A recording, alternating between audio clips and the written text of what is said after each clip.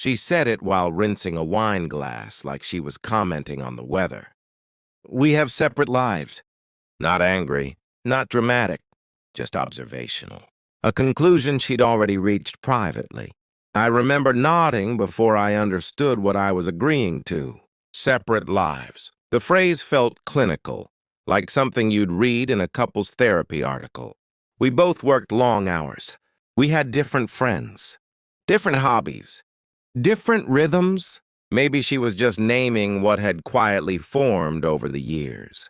But the sentence stayed with me long after the dishes were dry. Separate lives meant separate priorities, separate emotional investments, separate futures, perhaps. And if that was true, then the structure beneath those lives, the money, the planning, the risk, deserved the same clarity. The next evening, I said it without raising my voice. Then we'll have separate wallets, too. She laughed at first, not mockingly, just dismissively, as if I were being reactive, petty.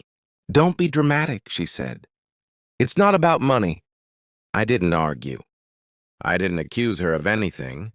I simply asked what exactly remained shared if our lives were already distinct. The mortgage? The emergency fund?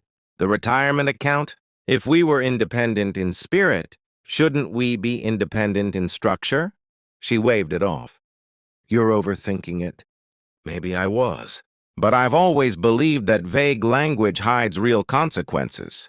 For years, I'd earned slightly more. I covered unexpected repairs without discussion. I contributed more to investments because it seemed efficient. We never tracked it precisely.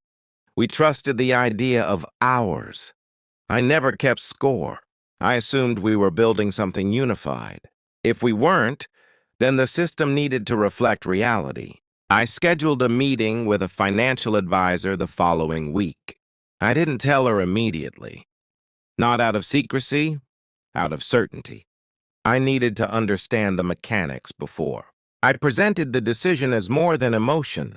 The advisor was neutral, procedural. We reviewed joint accounts, automatic transfers, long-term projections.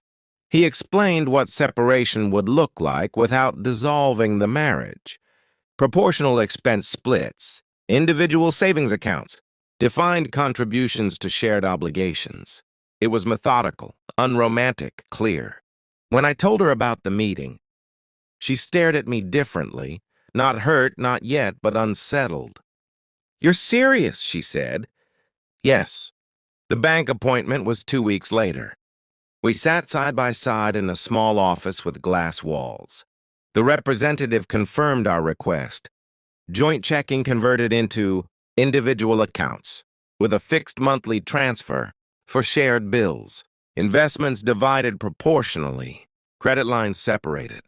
There was a moment, quiet but unmistakable, when the representative asked, "Are you both in agreement on these changes?" I looked at my wife. She hesitated just long enough for the air to thicken. I said we had separate lives, she replied finally. This is consistent. The paperwork was signed. Authority had formalized philosophy. Driving home, neither of us spoke. The shift wasn't explosive. It was structural. Groceries became itemized. If I bought food for the week, she transferred her half. When the water heater failed, we split the invoice evenly. Vacations required negotiation instead of assumption. There was no more silent subsidizing. No invisible padding.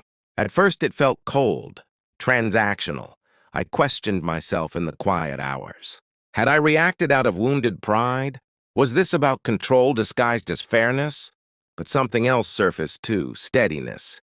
Resentment I hadn't realized I carried began to dissolve. I no longer wondered whether I was overextending. I no longer felt the subtle imbalance of contribution. If we were independent, then we were independent honestly. Months passed. One evening she asked, almost casually, "Do you feel closer or further since we did this?" The question surprised me. "Clearer," I said. And I meant it. She studied me as if expecting accusation. There wasn't any. I didn't bring up past imbalances. I didn't demand gratitude. I simply lived within the structure we'd agreed to. The house changed in small ways. We stopped assuming shared upgrades. When she redecorated her office, she funded it herself. When I replaced the aging television, it came from my account. Shared expenses remained shared. Personal ambitions were personal. Intimacy shifted too. Less unconscious dependency. More deliberate interaction. If we spent time together, it was chosen, not financially entangled. One night she said, "I didn't mean for us to feel like roommates." "We don't," I replied. "Roommates split everything 50-50 without history." "We have history. We just stopped pretending independence doesn't have cost." She didn't argue. The power dynamic between us didn't flip dramatically. There was no scene where she apologized or I declared victory. Instead, something quieter happened. I stopped feeling underestimated. When she described her career plans now, I listened without calculating how they would impact our combined finances. When I considered a professional risk, I assessed it independently. Our conversations became cleaner, less layered with unspoken expectation. We never officially revisited the original statement. It lingered, but it no longer stung. I don't know whether the marriage grew stronger or simply more honest. We still share a bed. We still share certain rituals, Sunday coffee, late-night movies. But there's an awareness now. Autonomy is real. So are consequences. Sometimes I wonder if she expected me to fight emotionally that night in the kitchen, to insist we were unified, to reject the premise. Instead, I accepted it and applied it practically.